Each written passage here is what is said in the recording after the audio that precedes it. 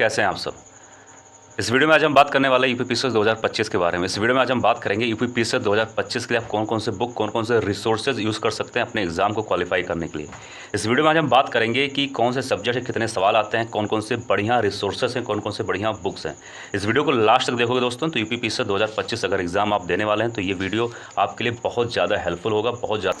इस वीडियो में आज हम बात करेंगे अगर आप यूपीपीसीएस 2025 का एग्ज़ाम देने वाले हैं तो कौन कौन से बुक लिस्ट को आप फॉलो करें, कौन कौन से रिसोर्सेज को आप फॉलो करें कि आपकी एग्ज़ाम की तैयारी शानदार हो जाए और यूपीपीसीएस प्रीलिम्स को तैयारी करने में काफ़ी आसानी मिले। देखो, बुक्स कई सारे हैं, रिसोर्सेज कई सारे हैं, लेकिन आपको कुछ चुनिंदा बुक लिस्ट ही फॉलो करने चाहिए, कुछ चुनिंदा ही रिसोर्सेज फॉलो करने चाहिए जिससे आपका सिलेक्शन आसानी से हो और कहीं ना कहीं आपका तैयारी अच्छे से हो। तो देखो, सबसे पहले तो आपको ये मालूम होना चाहिए कि यूपीपीसीएस में कौन कौन से सब्जेक्ट पूछे जाते हैं, इंपॉर्टेंट मुख्यतः, उसके बाद ही आप अपना बुक लिस्ट डिसाइड कर पाओगे। तो सबसे पहले आता है ज्योग्राफी। ठीक है, पहले हम ये जान लेते हैं कौन कौन से सब्जेक्ट होते हैं, उसके बाद में विस्तार से बात करने वाले हैं। ठीक है, दूसरे नंबर पे आता है हिस्ट्री, तीसरे नंबर पे आता है पॉलिटी। ठीक है, चौथे नंबर की बात करें तो करंट अफेयर है और यूपी स्पेशल आता है। और नंबर 5 के बारे में बात करें तो आपका इकोनॉमिक आता है। ठीक है, नंबर 6 के बारे में बात करें तो साइंस आता है। नंबर 8 के बारे में बात करें इन्वायरमेंट आता है। नंबर 9 के बारे में बात करें तो सीसेट और साथ ही साथ हिंदी पूछे जाते हैं। ठीक है, और अगर हम बात करें तो एक आता है मिसलिनियस। आप लोग जानते होंगे, उसमें ऐसा होता है कि आपको यही नहीं पता होता है कि कैसे सवाल आ सकते हैं। मिसलिनियस मतलब ये ऐसे हुआ कि मतलब थोड़ा मिक्स सवाल, कुछ थोड़ा सा डिफरेंट कर सकते हो, थोड़ा सा मतलब सब्जेक्ट से बहुत संबंधित नहीं होता है। ठीक, अब 10 से 15 सवाल कम से कम बात कर रहा हूँ, आयोग के द्वारा हर साल ऐसे पूछे जाते हैं जो कोई भी बच्चा कर नहीं पाता उस सवाल को। ऐसा मैं क्यों कह रहा हूँ, क्योंकि देखो, आप कितना भी पढ़ लें, 10-15 सवाल हर साल ऐसे ही आते हैं जो कहीं ना कहीं आप नहीं कर पाएंगे। हाँ, जिसकी थोड़ी अलग तैयारी होगी, कुछ एक्स्ट्रा तैयारी होगी, जिसने हर जगह न्यूज़ देखा होगा, कुछ ना कुछ किया होगा, तो वो 10-15 में से 5-6 सवाल आराम से कर लेगा, उससे ज़्यादा वो भी नहीं कर पाएगा। तो ये आम बात है क्योंकि सभी लोग सब सवाल नहीं कर सकते। ठीक है, तो ये चीज़ आपको मालूम होना चाहिए। अब आइए बात करते हैं कि कौन से सब्जेक्ट के लिए कितना क्या क्या पढ़ना, सब विस्तार से बात करेंगे। पहले हम बात करते हैं ज्योग्राफी के बारे में। ठीक है, ज्योग्राफी, एक मिनट, ज्योग्राफी का स्पेलिंग थोड़ा गलत हो गया, जियोग्राफी के बारे में बात करेंगे। ठीक, अब विस्तार से देखना, ध्यान से सुनना, बहुत इंपॉर्टेंट वीडियो है दोस्तों। सबसे पहले ज्योग्राफी के लिए आपको क्या करना है, पीवाईक्यू पहले आप लो, पीवाईक्यू को बढ़िया सॉल्व करो 10 से 15 साल। इससे क्या होगा, पीवाईक्यू जब आप सॉल्व करोगे तो आपको ये आइडिया होगा कि यूपीपीसीएस आखिर चाहता क्या आपसे, कौन से टॉपिक पे ज़्यादा फोकस कर रहा है, कौन से चैप्टर पे ज़्यादा फोकस कर रहा है। पीवाईक्यू सॉल्व करने से आपको ये पता चल जाएगा कि आखिर आयोग पेपर किस तरीके से असेट करता है। अब आप अक्सर सुनते होंगे कि एग्ज़ाम का पैटर्न चेंज हो गया। भाई, ये हमेशा होता है, ये हमेशा सुनने में आता है, एग्ज़ाम का पैटर्न चेंज हो गया। आपको कुछ ना कुछ थोड़ा सा अपडेट करना पड़ेगा अपने आप को, बाकी चीज़ें वही होती हैं। आपको क्या पता चल जाएगा इससे कि टॉपिक किस पे फोकस करता है, चैप्टर किस पे फोकस करता है। और 10 साल का पीवाईक्यू सॉल्व करने का मतलब ये हुआ कि आपको 10 साल का एक्सपीरियंस हो गया। ठीक है, ये चीज़ मालूम होना चाहिए। पहले आपने ये किया, उसके बाद में आपको एनसीईआरटी क्लास 11 और क्लास 12 पर ध्यान देना है और साथ ही साथ घटना चक्र। अब घटना चक्र में क्यों कह रहा हूँ, देखो, घटना चक्र में कह रहा हूँ इसलिए जब आप पीवाईक्यू सॉल्व करेंगे तो आप पीवाईक्यू घटना चक्र से ही सॉल्व करिए। ऐसा क्यों कह रहा हूँ, क्योंकि घटना चक्र एक ऐसा खास बुक है कि यहाँ पर हर एक चैप्टर, हर एक टॉपिक को विस्तार से समझाया गया है। हर एक टॉपिक, हर एक सवाल को विस्तार से, उसके जो एमसीक्यू हैं, उसके जो एक्सप्लेनेशन है, इतने अच्छे से समझाया गया है कि आपका और भी ज़्यादा सवाल तैयार हो जाएगा। अब इतना आपने किया, उसके साथ ही साथ आप वीडियोस देख सकते हैं, ऐसे वीडियोस जो भी टॉपिक आपको समझ में ना आए हो, जो टॉपिक्स आपको उतने अच्छे से क्लेरिफाई ना हुए हो, उसका वीडियोस आप लोग ज़रूर देख लीजिए। इससे क्या होगा कि जो भी डाउट है सब कुछ क्लियर हो जाएगा। ठीक है, इससे ज़्यादा ज्योग्राफी के लिए कुछ भी करने की ज़रूरत नहीं है। अब बात करते हैं कि अब आपको हिस्ट्री में क्या करना है, क्योंकि ज्योग्राफी में 25 सवाल पूछे जाते हैं और हिस्ट्री में 25 सवाल पूछे जाते हैं। तो हिस्ट्री, ज्योग्राफी, पॉलिटी, ये 3 सब्जेक्ट कह सकते हो कि यूपीपीसीएस का रीढ़ की हड्डी है। ठीक है, जैसे रीढ़ की हड्डी ना होने से आदमी बैलेंस नहीं रह सकता, चल नहीं सकता, बैठ नहीं सकता सही से, वैसे हिस्ट्री, पॉलिटी और ज्योग्राफी ये बहुत कोर सब्जेक्ट है इसके। अब आपको हिस्ट्री के लिए क्या करना है, यहाँ पर आइए जान लेते हैं। सबसे पहले अगर हम बात करें तो वही सेम चीज़ पीवाईक्यू, 10 से 15 साल का PYQ, अगर आप 10 से 15 साल का PYQ सॉल्व कर लेते हैं एंशिएंट, मिडाइवल, मॉडर्न, तो आप कह सकते हैं कि 70% आपका सिलेबस वहीं से ही तैयार हो जाएगा। और PYQ कहाँ सॉल्व करना है? आप घटना चक्र से सॉल्व करना, इससे बेहतरीन बुक कोई भी नहीं है। उसके बाद क्या करना है, अगर आप चाहते हैं कि स्पेक्ट्रम, जो एक बुक आता है स्पेक्ट्रम मॉडर्न हिस्ट्री का, अगर आपके पास टाइम है, अगर आपके पास इंटरेस्ट है, तो स्पेक्ट्रम जाहिर सी बात है आप आराम से पढ़ सकते हैं। इससे ये होगा कि आपके मेंस की तैयारी में भी काफ़ी हेल्पफुल होने वाला है। लेकिन अगर आपका टारगेट है कि पहले मैं प्रीलिम्स एग्ज़ाम पे ध्यान दूं, तो जाहिर सी बात है आपको घटना चक्र और PYQ काफ़ी आपके लिए पर्याप्त रहेगा। लेकिन आपको स्पेक्ट्रम जरूर पढ़ना चाहिए, क्योंकि इससे ये होगा कि आपका मेंस की भी तैयारी आराम से कंप्लीट हो जाएगा। उसके साथ ही साथ वीडियोस, जाहिर सी बात है आप देख सकते हैं। वीडियोस वो देखिए जो टॉपिक आपको समझ में ना आया हो, कोई भी चैप्टर समझ में ना आया हो, आराम से उसका एक मैराथन क्लास आराम से आप लोग देख सकते हैं, ठीक है। इससे काफ़ी कुछ आपको हेल्प मिलने वाला है। हिस्ट्री और ज्योग्राफी ये काफ़ी स्कोरिंग सब्जेक्ट हैं, तो ये ध्यान देना। घटना चक्र यानी कि अगर हम बात करें PYQ, तो घटना चक्र से स्पेक्ट्रम फॉर मॉडर्न हिस्ट्री और वीडियोस आप किसी भी चैप्टर, किसी भी टॉपिक का आराम से देख सकते हैं। अब हम बात करते हैं इंडियन पॉलिटी के लिए, ठीक है। पॉलिटी के लिए आपको क्या करना है, तो पॉलिटी के लिए आपको ये मालूम होना चाहिए कि यहाँ से भी दोस्तों लगभग 25 सवाल के आसपास पूछे जाते हैं UPPCS में।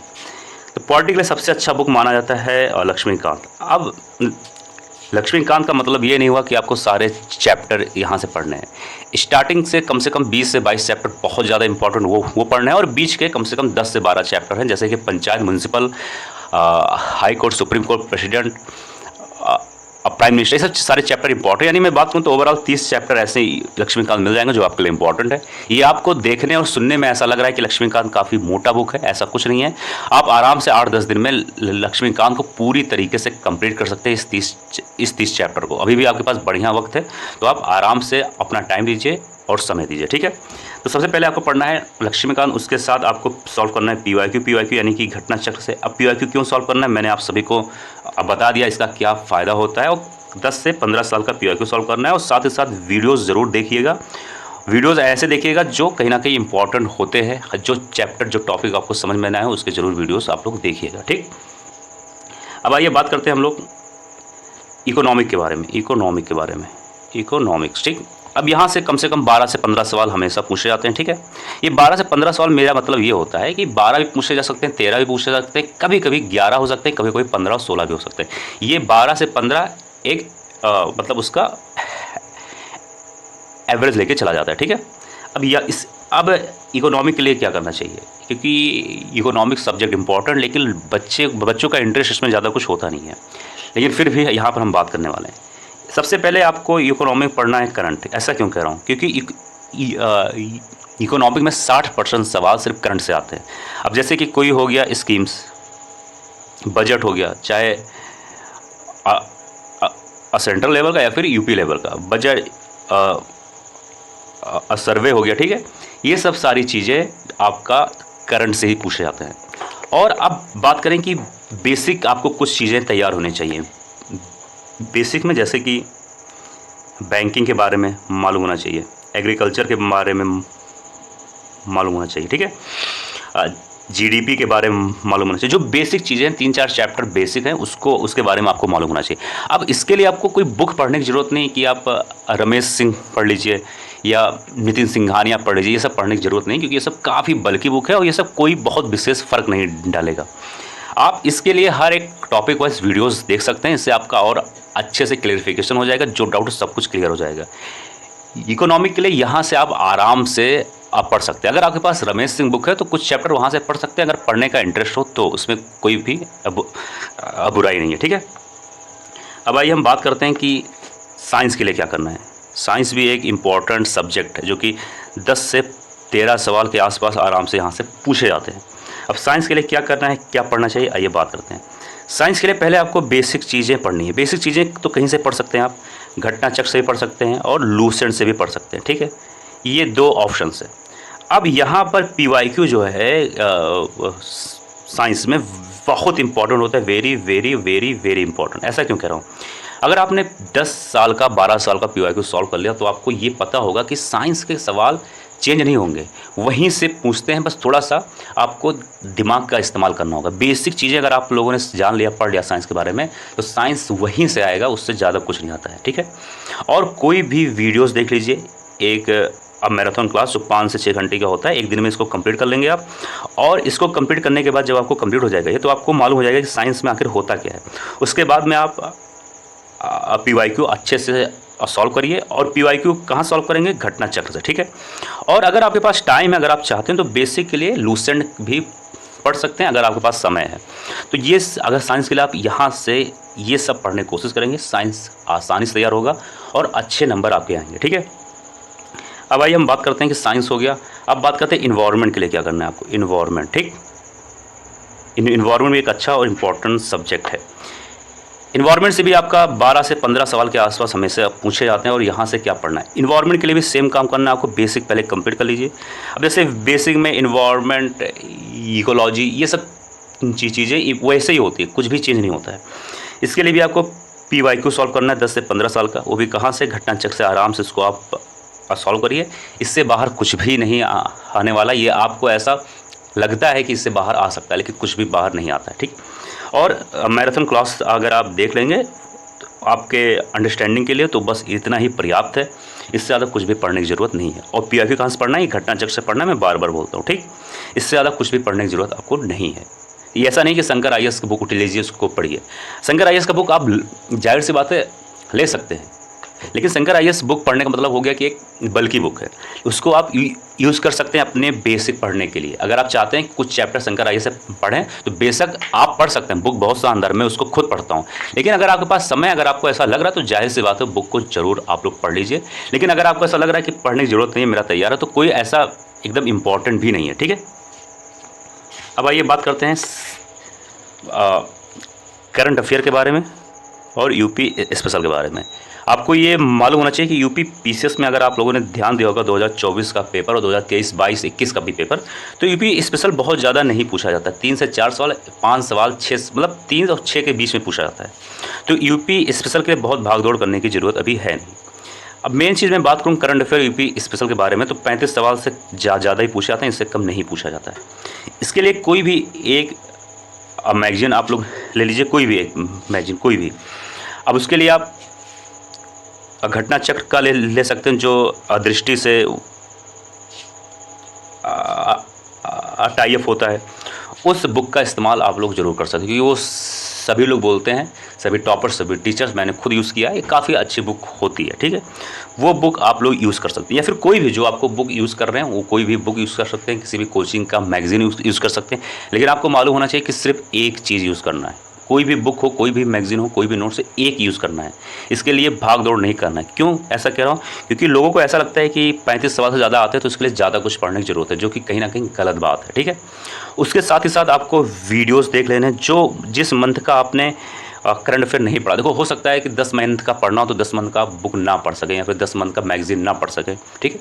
तो 2-3 महीने का अगर छूट जा रहा है तो जाहिर सी बात है उसका वीडियोस देख लीजिए। और जब आपका नोट्स तैयार हो जाए, जब सब कुछ तैयार हो जाए आपका, तो अगर चाहते हैं कि और अच्छा पढ़ने के लिए और कुछ सीखने के लिए, तो वीडियोस देखना हो तो और भी मंथ का अपने हिसाब से देख सकते हो, ठीक। इससे ज़्यादा कुछ भी करने की ज़रूरत नहीं है। अब आइए हम बात करते हैं कि आपको CSET के लिए और हिंदी के लिए क्या करना है। अब एक चीज़ ये ध्यान देना कि CSET और हिंदी के लिए सिर्फ आपको एक चीज़ ध्यान देना, सिर्फ और सिर्फ PYQ पे। अब PYQ कैसा? यूपी PSC के द्वारा जो एग्ज़ाम कराए जाते हैं, जैसे कि RO, ARO, यूपी PCS, ठीक है, BEO, ठीक है, ये सब सारे जो एग्ज़ाम हैं, इन सभी का एक आप लीजिए PYQ। और ये PYQ कहाँ मिल जाएगा आपको? ये यूपी PSC घटना चक्र जो बुक आता है, वहाँ से आप जाएंगे, वो बुक ले लीजिए। 10 से 15 साल का PYQ ऑफ सॉल्व कर लीजिए।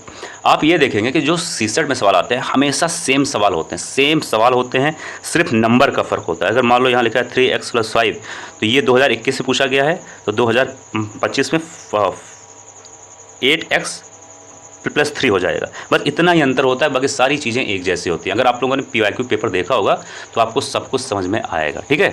तो ये चीज़ आप लोग ध्यान देना, ये बहुत इंपॉर्टेंट चीज़ है, आपको ये सब चीज़ें मालूम होना चाहिए, ठीक। तो आपको क्या करना है? आपको सबसे पहले क्या करना है? PYQ सॉल्व करना है, वो भी 10 से 15 साल का, ठीक। और ये ध्यान देना कि PYQ जो है माफ़ करिए सीसेट और हिंदी के लिए कभी चेंज नहीं होता है। इससे ज़्यादा कुछ पढ़ने की ज़रूरत नहीं है। इससे ज़्यादा अगर आप लोग कुछ पढ़ रहे हो फालतू की चीज़ें तो कहीं ना कहीं आपका टाइम ही बर्बाद करने वाला और कुछ भी नहीं। ठीक, हाँ, अगर चाहते हो तो वीडियोज़ वगैरह देख सकते हो, वो और आपके जो अंडरस्टैंडिंग है, वो जो आपके डाउट हैं वो और आपको मेंटेन कर देगा। लेकिन पहले आपको PYQ सॉल्व करना है, उसके बाद आपको कुछ और काम करना है। अब आइए हम बात करते हैं मिसलेनियस के बारे में। ठीक है, एक मिनट भैया,